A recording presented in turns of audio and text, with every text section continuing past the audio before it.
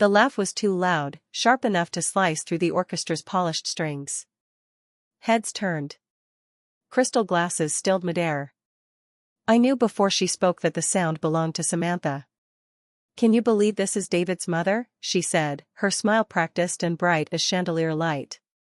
"The mystery woman none of us knew existed." The words weren't cruel on their surface, but the timing was perfect, aimed to bruise, delivered to an audience primed for spectacle. 200 guests shifted in silence, and suddenly I was on display in a way I'd spent 15 years avoiding. I straightened my navy dress, the one chosen for its invisibility, not glamour. My pearls lay cool against my skin, an anchor against the slow boil in my chest. Robert Mitchell, her father, was staring. Not with disdain, not with pity, but with recognition.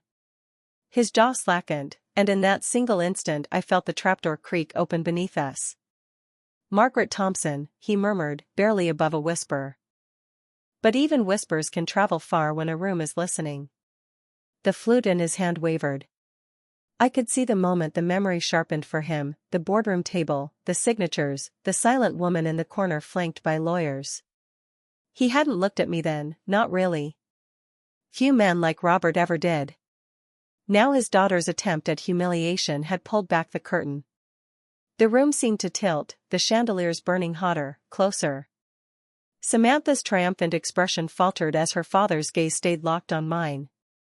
And in that hush, with the eyes of wealth and gossip pressing down, I felt the years of quiet anonymity slipping from me like an old coat. Invisible no more. Silence clung to the reception like a second skin. I lowered my eyes, pretending to fuss with the shards of glass at my feet, but the weight of Robert's stare pressed harder than any cut. He knew. And worse, he wanted to speak it aloud. I forced a smile.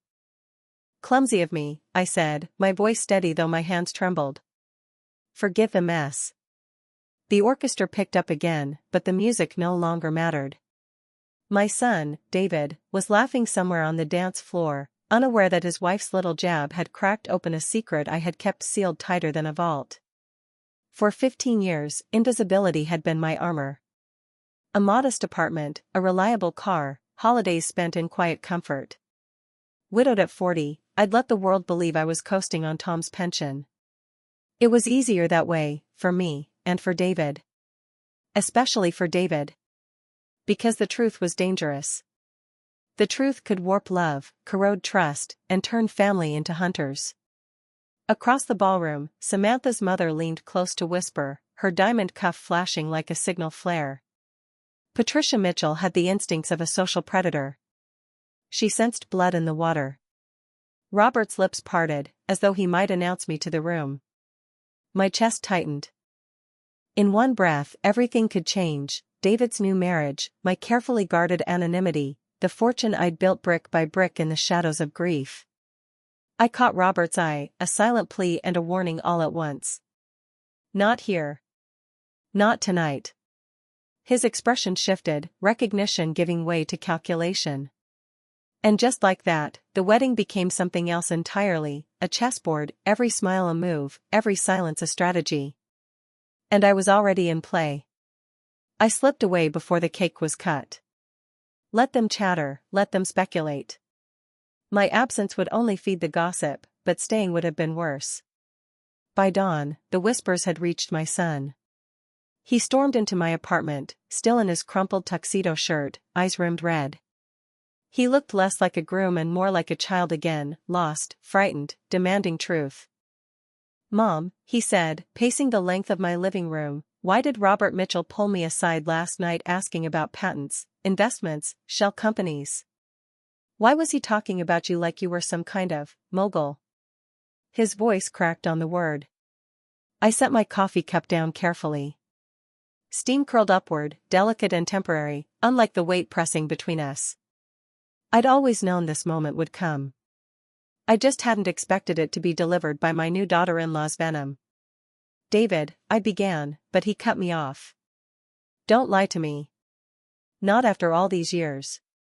There it was, the turn I'd dreaded more than discovery itself. Not the exposure, not the lawsuits that might follow, but the fracture in his trust.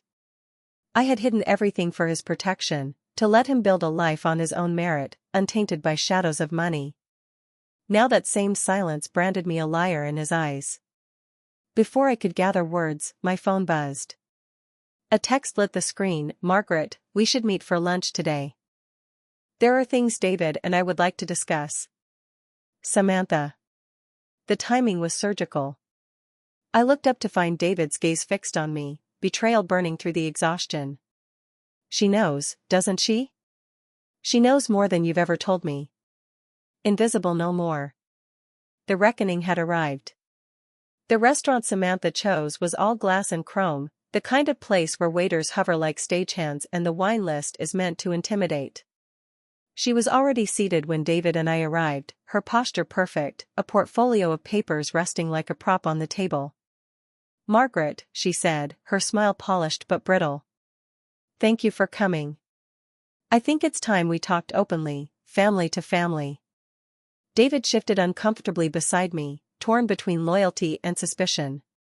His fingers tapped a restless rhythm against his water glass. I eased into the chair opposite her. "Go on." She leaned forward, lowering her voice as though the walls themselves might eavesdrop. "Daddy remembers you from the acquisition. He's certain you were the silent buyer.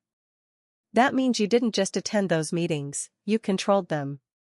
Which raises questions about where your money came from, and why you've kept it hidden." Her eyes flicked to David, searching for alignment. "Don't you think your mother owes you honesty?" My son looked at me then, not as a child looks to a parent, but as a man trying to weigh truth against memory. I swallowed hard, my pearls suddenly heavy against my throat. The urge to deny was strong, but Samantha had already built her case.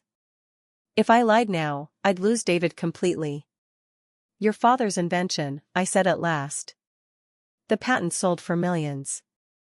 More than you ever guessed. We invested, quietly, carefully.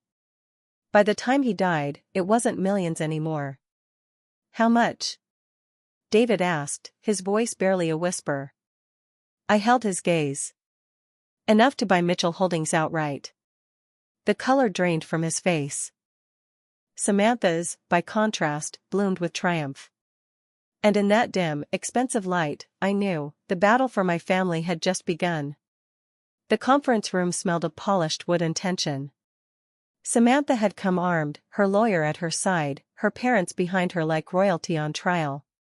David and I sat opposite, a gulf of silence between us. "My client believes," the lawyer began smoothly, "that Mrs. Thompson has concealed assets in ways that may involve impropriety. She proposes a family trust to ensure transparency." Translation: they wanted control. Samantha's voice cut in, sharper than his. "It's not about money, Margaret. It's about honesty. About fairness." I let her words hang, then slid a folder across the table. She froze when she recognized the documents. Phone records. Credit reports. A transcript of her late-night call to a private investigator. Fairness? My voice was steady, but my pulse thundered in my ears. "This is you, Samantha. Digging into my life. Opening credit lines to fund an investigation. Consulting with attorneys who specialize in prying wealth from families. Is that fairness?" David leaned forward, eyes wide, as if he no longer recognized the woman beside him. "Tell me it's not true." Samantha's mask slipped. Just a flicker, panic, then defiance. "I did what I had to do. For us. For our future." "No," I said softly. "For yourself." The silence was absolute. Even Robert Mitchell shifted uneasily, his empire of pride crumbling in the reflection of his daughter's ambition. I drew a breath, then delivered the blow. "Withdraw your complaints. End the investigations. Or I end this another way. 5 million, today, in exchange for your disappearance from my son's life." The room erupted, David's gasp, Patricia's protest, the lawyer's sputtering. "But Samantha?" She just stared at me, calculating. And in that gaze, I saw the truth, love had never been part of her equation. The checkmate was mine.